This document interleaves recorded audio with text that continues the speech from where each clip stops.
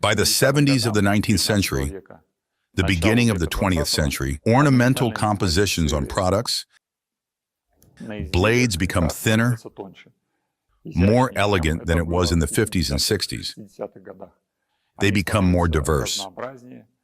Become more diverse methods of creating images on blades, ornaments in color, tone. They are becoming richer. In addition to ornaments, engraving artists returned to narrative compositions. These primarily included realistic nature miniatures of the region, scenes of hunting, lakes with fishermen's houses, and much more. These images adorned hunting knives and daggers. By the late 19th century, depictions of Ural landscapes were added to these narrative miniatures. Achieving perfection in this area was aided by a rich arsenal of artistic and technological techniques that were highly advanced by the late 19th century.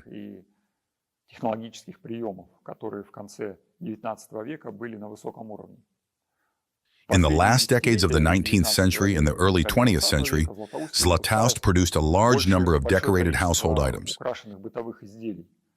These included cigar cases, match holders, trays, bracelets, walking sticks, and a variety of tableware.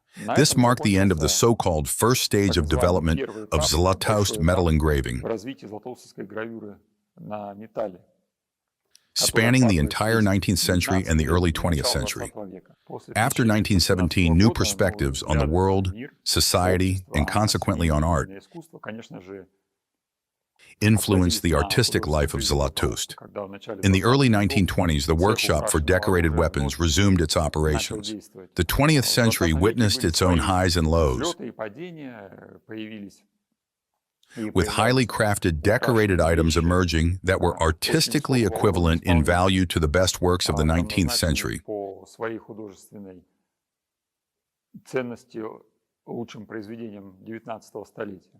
In 1919, under challenging conditions, the workshop began producing cold weapons for the Red Army, facing material shortages due to the circumstances in the country.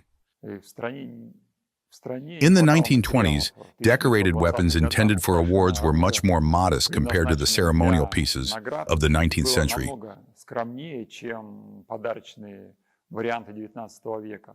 Yet they were crafted with equal dedication and enthusiasm by the artists. The 1930s and 1940s were perhaps the most decline-ridden period in the development of Zlatoust engraving in the 20th century. In no subsequent years did engraving deviate so significantly from its principles and original positions. During these years, the ornament almost disappeared from the decorative elements arsenal. The engraving workshop was in a severe artistic crisis, on the brink of closure. In the 1930s and 1940s, something new and unique emerged in Zlatoust that was not even reminiscent of steel engraving, as it was not based on that principle. This new quality is best described as steel painting. Viewing this steel painting as something very individual, one can find some charm in it.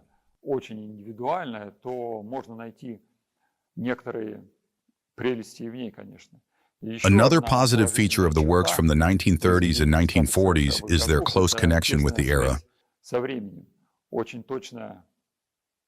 accurately reflecting the time in their works. During the Great Patriotic War, engravers once again turned to decorated weapons, which were presented as awards. They were executed in the style of the 1930s and 1940s, maintaining the traditions of engraving art in the post-war years as well. In 1951-52, at the Moscow Exhibition of Decorative and Applied Arts, several works adorned with ornamentation were displayed. These included a sword commemorating victory in the Great Patriotic War, decorated folding knives, hatchets, and tableware. Artists aim to reintegrate ornamentation as a primary element of decoration. To revive ornamentation, artists studied the creative legacy of the 19th century. when this form of decorative embellishment flourished. During that time, ornamentation was constructed in an arabesque style. In the 1950s, artists based their work on the structural composition of ornamental designs, creating three variations.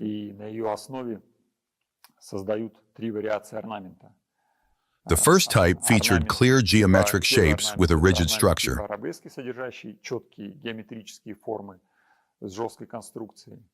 The second type incorporated Slavic interlace onto the arabesque framework, making the ornament more fluid and melodic while maintaining structural integrity.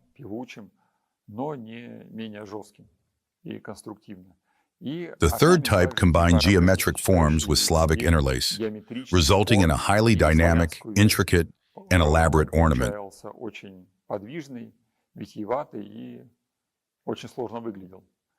Engraving slowly began to regain its positions,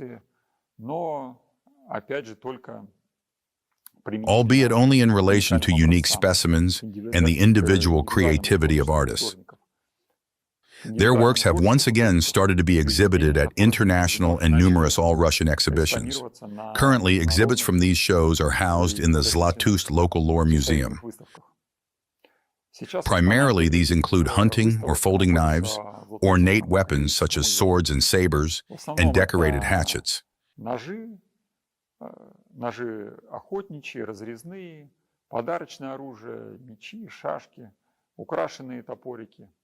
Indeed, it can be seen that the embellishment of these items is executed at a very high level.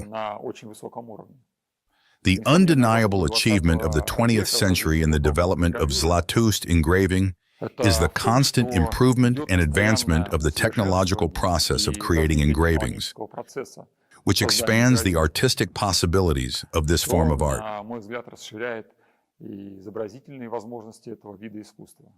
In the 1930s and 1940s, with the introduction of nickel halftones, the decorated surface gained light and shadow modeling.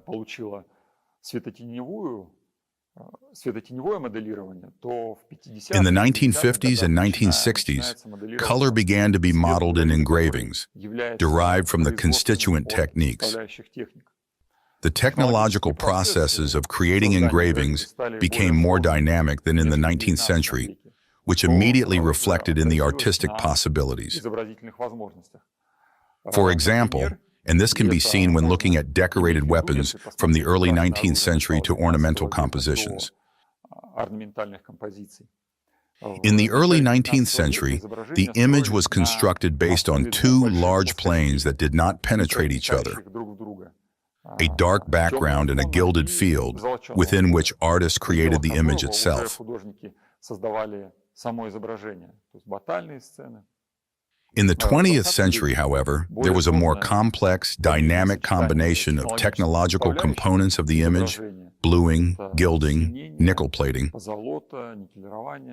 with a finer and deeper penetration of these elements into each other.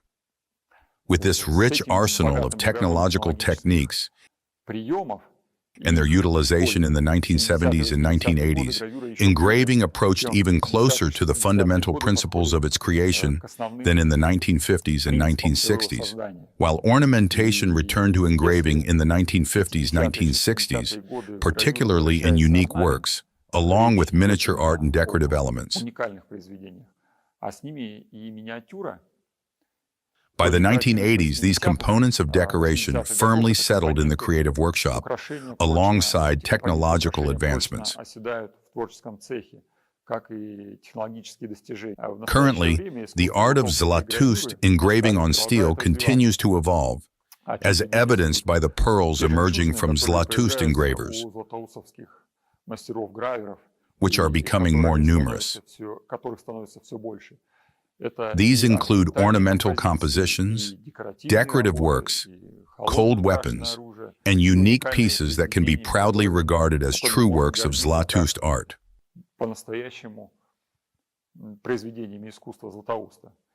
When considering the artistic merits of modern Zlatoust engraving, it is worth noting that all masters have their own style and manner of decorating items. They explore their own paths of creating decoration while preserving the traditions of Zlatoust engraving.